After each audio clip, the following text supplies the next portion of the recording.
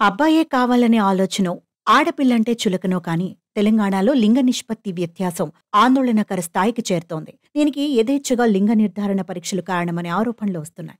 ఈ birth portal గణాంకాల ప్రకారం జనవరిలో జన్మించిన వారిలో 52% మగపిల్లలే ఉన్నారు. గత నెలలో రాష్ట్ర వ్యాప్తంగా 9,986 జననాలు రికార్డయ్యాయి. ఇందులో 5,181 మంది అబ్బాయిలు కాగా 4,805 మంది అమ్మాయిలు.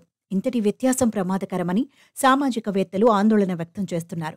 ఇప్పటికే మగపిల్లల సంఖ్య పెరుగుతుండగా ఆడపిల్లల సంఖ్య తగ్గుతోందని, ప్రస్తుతం రాష్ట్రంలో 1000 మంది అబ్బాయిలకు 988 మంది అమ్మాయిలున్నారని పేర్కొంటున్నారు. రాష్ట్ర ప్రణాళిక సంఘం గణాంకాల ప్రకారం బాలల లింగ నిష్పత్తి 1000 మందికి 932గా ఉంది. గ్రామీణ ప్రాంతాల్లో ప్రతి 1000 మంది పురుషులకు 999 మంది స్త్రీలుండగా, పట్టణ ప్రాంతాల్లో 970 మంది ఉన్నారు. వైద్య ఆరోగ్య శాఖ ఈ బర్త్ పోర్టల్ జనవరి గణాంకాల మేరకు 78% జిల్లాలో అబ్బాయిలే ఎక్కువగా జన్మించారు. ఇందులో ములుగు మినహా 32 జిల్లాల గణాంకాలను అప్లోడ్ చేశారు. రాష్ట్రంలోనే అత్యధికంగా పెద్దపల్లి జిల్లాలో అబ్బాయిల బర్త్ రేట్ ఎక్కువగా ఉంది. అక్కడ 69% మంది మగపిల్లలు పుట్టినట్లు లెక్కలు చెబుతున్నాయి. 60%తో మహబూబాబాద్ జిల్లా ఆ తర్వాతి స్థానంలో ఉంది. నల్గొండలో 56%, సూర్యాపేటలో 55%, ఆదిలాబాద్, హైదరాబాద్, మేడ్చల్ జిల్లాల్లో 54%, ఖమ్మం, మంచిర్యాల జిల్లాల్లోనూ అబ్బాయిల జననాలు సగం పైగా ఉన్నాయి.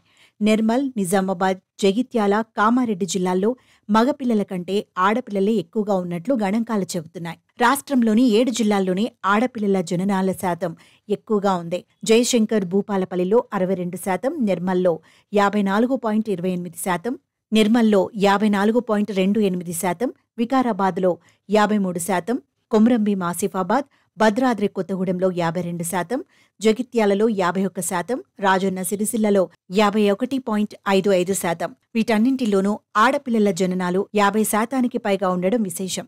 నిజానికి ఈ 7 4 ఏజెన్సీ ప్రాంతాల్లో ఉన్న జిల్లాలు.